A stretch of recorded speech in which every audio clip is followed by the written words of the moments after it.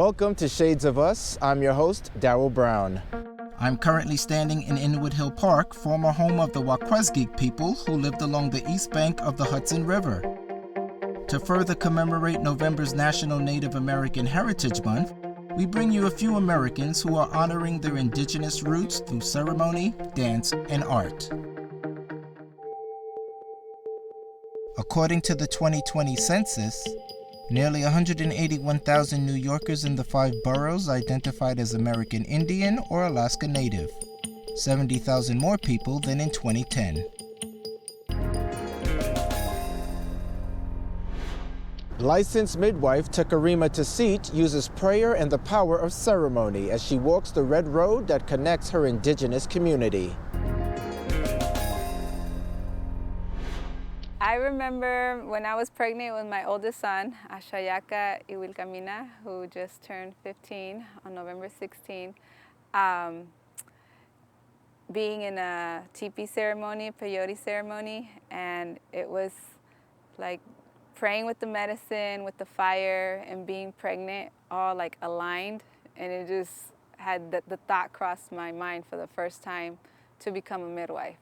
My name is Takarima Tasit, and I'm a home birth midwife. I'm licensed in the states of New York and New Jersey. My parents were Maria and Avelino Vasquez. They both now live in the spirit world. The name they chose for me at birth was Jessica Vasquez. I was born and raised in California. Our family's from Mexico. We're Mexica, Wirarica, grew up Chicana, and when I moved to the East Coast, for my master's degree, I was given another name, which was Yausiwatsin, and in Nahuatl that means Sacred Warrior Woman. So I had that name for about 11 years. I legally and in ceremony changed my birth name to Yausiwatsin, and was given that name based on what I had done in my life up until then. And I remember when I told my mom when she was alive about changing my name, and she's like, yeah, go ahead, I don't care. She's like, she, lived the street life and had many names throughout her lifetime. And so she called me Yausiwatsin. Till this day, a lot of people still call me that. So when I moved from California to New York, I was invited to a teepee ceremony in the South Bronx. Friends of Brook Park is called the community garden. And for many years, there was many prayers there. And then my oldest son, I remember when I was sitting in prayer and thinking about home birth, to me, home birth meant giving birth in the sweat lodge. And then so at Brook Park, we were able to construct the sweat lodge. And my first labor was 2 days, so we had the teepee and the sweat lodge doors facing each other, so I was able to move around more in the teepee. It's just bigger, and a lot of friends, family, community would come, sing songs, help with the fire, bring food, bring flowers, just support, get through the contractions, everything. And then the last 9 hours, I remember being in the sweat lodge, and so I was known out here for giving birth at Brook Park, where the teepee was, and for about 20-something years, we had many prayers there. And there's many teachings from there that help us with our path. For me as a midwife, but really as a mother, like that's where I've learned to be a mom, because I didn't have my mom or dad raising me. When they were alive, then she went into, she left, so we were picked up and were awarded the courts in foster care. So I have learned in the teepee ceremonies, peyote ceremonies, sweat lodge, like community, how to be a mom, how to be a sister, and now better midwives. And I've been licensed now as a home birth midwife for 2 years, and trying every day to really honor birth as ceremony. I mean, every day I try to honor life as ceremony, and then so it makes birth as ceremony just, flow that way. And then depending on the mother, the pregnant person, the life giver, and her family, her traditions, her background, is how midwifery it's balanced with Western or traditional indigenous practices, because I'm always like, it's your body, it's your birth, and I'm happy to share my culture, my traditions, but it's not for everyone. And so it's nice when other mothers bring in their culture. I'm pretty sure every family can trace back in their own lineage somebody having given birth at home, because hospitals are only a few hundred years old. I'm thankful to my professors, my preceptors, Western midwifery, for what I learned. And I needed that, but there's so much more to midwifery, is what I've learned from traditional parteras and midwives outside of the US. The midwives that I meet, the parteras I meet that are connected to ceremony, to the sweat lodge. Like, there's a book by Patricia Gonzalez called Red Medicine, and she says, a midwife is not a midwife without a sweat lodge. And to me, that makes sense. To my birth worker friends who walk the red road, that makes sense. After my divorce, I decided to change my name. I wanted a whole new beginning, and Yelsi Watsin was given part by my ex-husband, so I felt that was my divorce to let go, and I chose the name Tecarima Tisit. So Tecarima in Wirarica means Mother Rain, and Tisit is a midwife, a person who serves people. It's common amongst indigenous communities to have different names throughout your lifetime. And I love it because it's a way of, like, you know, you're not attached to something, and there's different phases in our life, and so you earn different names, or you can choose different names, or there's names that with your birth, the exact time you were born, and the gender, it's connected to the stars. Tecarima, Mother Rain, I really love, and I don't feel like I will change it again, but you never know. And so yeah, everyone just calls me T.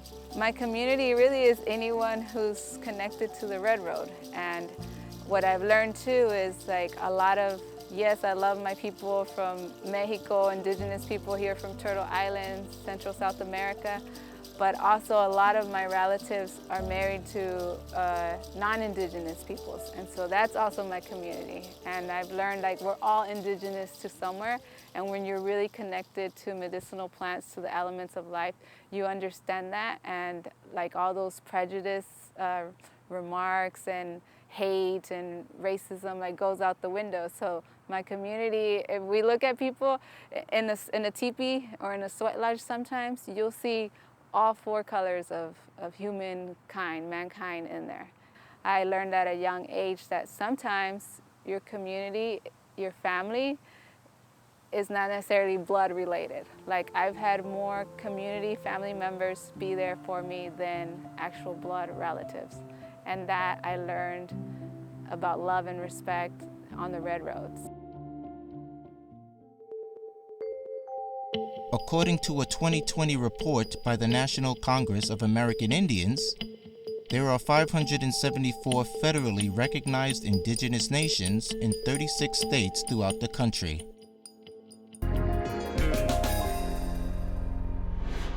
Meet Cliff Matias, whose organizations are dedicated to educating the general public about Native American heritage. Enlightening, educating, breaking stereotypes is sort of daily work that we do as indigenous artists and educators. My name is Cliff Matias. I'm the cultural director of the Red Hawk Native American Arts Council, and I'm also the international president and founder of the Red Rum Motorcycle Club. There are communities of people and groups of people that live very often not in the original homeland or their nation. Here in Sunset Park, there's many Mexica people from Mexico, from the Pueblas. I grew up in an indigenous mindset. The Taino movement today is much greater than it's ever been. When I was a kid, 40, even 50 years ago, it was much different. My grandmother always used to tell us about her grandma, my great-grandfather, and different stories and different things. So, those of us that really sat and listened and spent time around my grandmother, connected. So I come from a huge family. In the early 90s, we're talking about like 1992, with the 500th anniversary of the invasion of the Americas. There was sort of this emergence of people connecting to their indigenous ancestry. Although we had been presenting programs, meaning indigenous dance and music and storytelling for other cultural organizations in the city that weren't necessarily indigenous, but they were multicultural organizations, we kind of came up with the idea of, hey man, maybe it's time for us to write some grants, start a nonprofit, so that we can be in control of our narrative. That was really the beginning of Red Hawk in 1994. We were the first indigenous organization to really incorporate what we, pan-indigenous. 30 years ago, almost all the North American organizations were not connecting to indigenous people in South America, definitely not connecting to indigenous people in the Caribbean, Taino people, and not connecting to indigenous people in the Polynesian islands. So, we, being that we're here in New York and this incredible melting pot of indigenous people as well, began to incorporate all that. So we were the first Native American powwow celebration to have the invocation, the prayer spoken in Quechua, the native language of the Inca. A powwow is an indigenous celebration. It's not any specific tribe. There's 6 styles of dancing, or now there's like 8 styles of dancing that people from different tribes can take part of. I remember somebody telling me, man, you'll never learn how to hoop dance, and for me, always in my life, that's the worst thing anyone could ever tell me, is something you can't do. My hoop dance is really kind of old school, but it tells a story about the earth and the creatures we share the earth with. I do it a lot on an educational level, for schools and universities and things like that. Not as much acrobatics as some of these young guys today. For the most part, each hoop dancer creates their own routine and goes through the motion. So, I'll teach students, mainly young students, some basic hoop dance routines, telling a story with a single hoop. So a hoop dancer can dance with between 5 and 50, and it just depends on the dancer and their creativity level. I just dance with 5, but the children really enjoy it, and they enjoy the story, and they look forward to learning how to create shapes and things like that.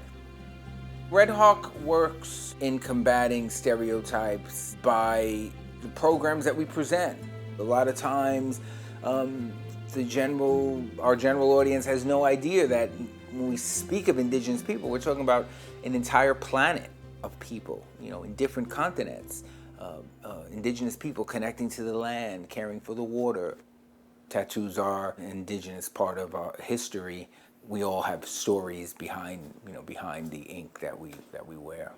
I have lots of different tattoos. This is for Mauna Kea and all the warriors who are standing up against the telescope in Hawaii.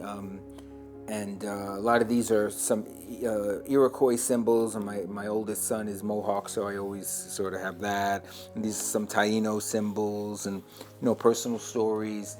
This is the medicine man, and it's not the medicine man who I am, but it's the medicine man in all of us, So it's a reminder that we are the greatest medicine men. We have the ability to heal ourselves through positive thinking, through eating well, through exercising. People look at motorcycle clubs, right away they correlate them with gangs and the negativity of that. As a kid, I must have been about 5 years old, my dad wheeled in a Honda 50 little mini bike, and I was sold. So I've had a motorcycle pretty much consistently my entire life. The idea of serving our communities is not just ours. There are plenty of street gangs that started out in that way and then eventually began to serve the community. Being a New Yorker, being a gang kid, back in the 70s and growing up in those circles, so it was a concept that always resonated with me. Red Hawk and Red Rum are although the base is, and its formation is right here in Brooklyn. Red Hawk, we have a New Jersey branch. Red Rum is worldwide. We have chapters all over the world. People love the motorcycles and the idea of culture being shared. I feel that the Black Lives Matter movement was critical in changing and having Native American voices heard. Native Americans for 25 years have been trying to be heard when it came to the Washington Redskins. Here in New York, the term Redskins was the translation that Dutch people had for scalps. The Black Lives Movement did sort of bring indigenous voices and African American voices together. I think that is something that indigenous communities are really trying to look into, ways to get the younger generation more excited about their traditions, their culture, and preserving who they are. I feel that I've accomplished a lot in my life.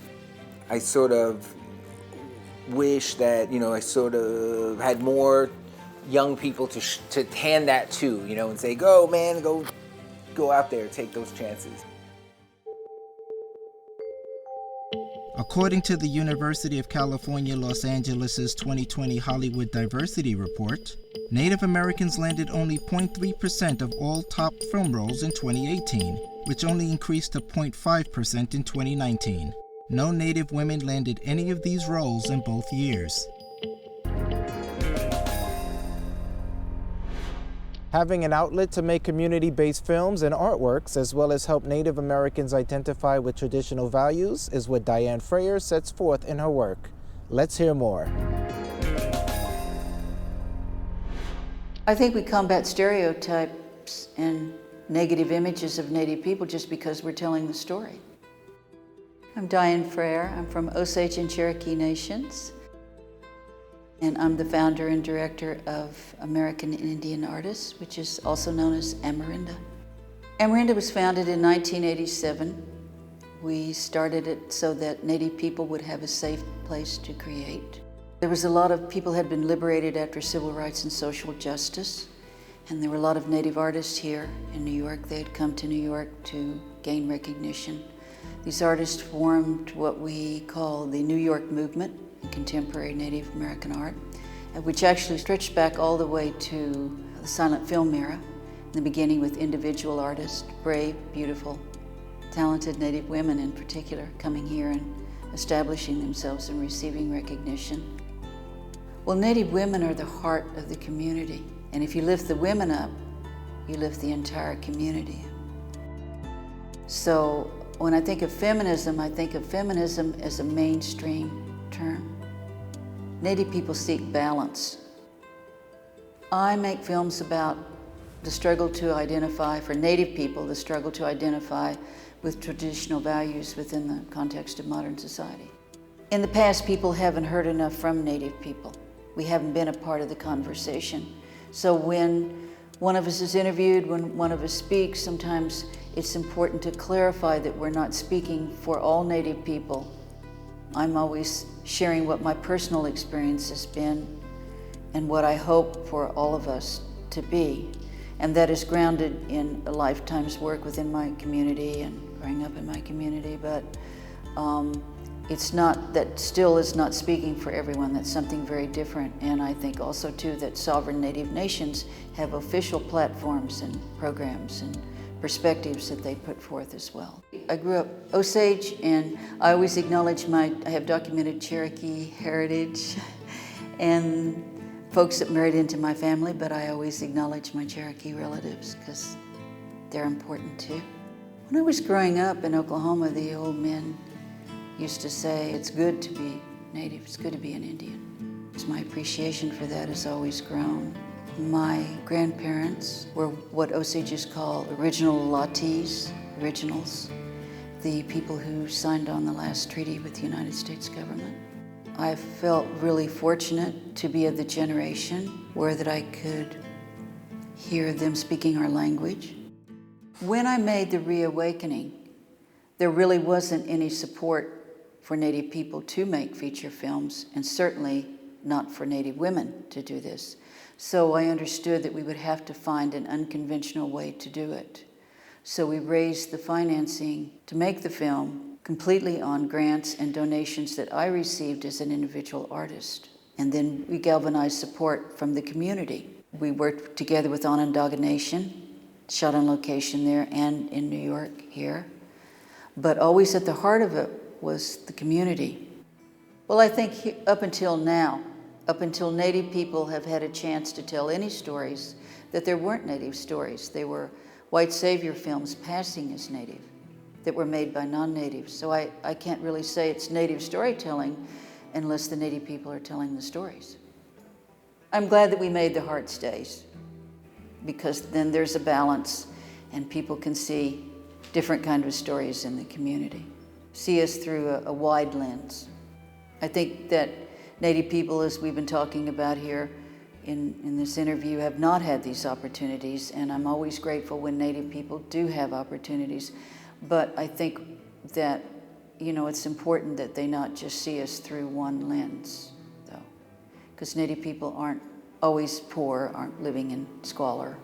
I think it's important that we see a balanced perspective like any other community. Native people have learned the power of great perseverance. And when Native people follow their own traditional values, they make headway, and they inspire a lot of other people to do the same. Well, the Native film community is small and still emerging because of lack of opportunities, lack of resources. Film is an expensive medium because it's so labor intensive. We don't even have a place where you can come. We don't have anything but an office. We don't have any place to do programming. We're dependent on other people in the visual and performing arts and film community to work with us. We haven't been treated fairly, and I think that holds us back. It creates a situation where Native people continue to be silenced, continue to be unknown. If you don't have any place where to practice your art, you have any place for people to find you, to know where you are, like all the other groups here, then you stay invisible, don't you? We're here today at the Wilmer Jennings Gallery in Killapa. It was started back in the 1960s with Joe Overstreet and Corinne Jennings. They have shown over 6,000 artists. These are people emerging talent in the BIPOC community always, that alternative space. They're the last alternative gallery in New York. They have shown the work of emerging artists and launched their careers, and they have revitalized the careers of elders and artists who had fallen into neglect, shall we say, that were no longer receiving attention. They have graciously hosted us so that we could have exhibitions. We have the New York Movement in Contemporary Native American Art, but we have nowhere to show the visual art or a theater space to present the performing arts in. And they have graciously taken us in, and Joe is gone now, but his spirit is very much with us. We still think about him and care about him. Well, I personally support Black Lives Matter as a movement. I think it's important to transcend the suffering and figure out how we're going to be right now with all of one another. And so I think anything that makes us conscious, makes us more aware, makes us able to think in a different way and to embrace one another, care about one another, is really important. When I look in the mirror, I'm grateful for all the things that have happened in my life. And I can't wait to do my next film. I think that young people have to do the same, have to go on the same journey that all the rest of us have. You have to find your voice and what that is. But if you're Native American, it has to be Native American. And we can look to the elders and the people who came before, but we can't be them because they're from another time. But you can be You can discover who you are in this time and why you're in this world. But if it's not Native and you're Native American, you're going to have a lot of heartache because you have to be who you are.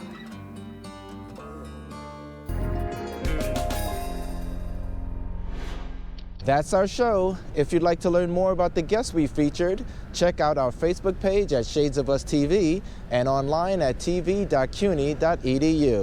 I'm Darryl Brown. See you next time on Shades of Us.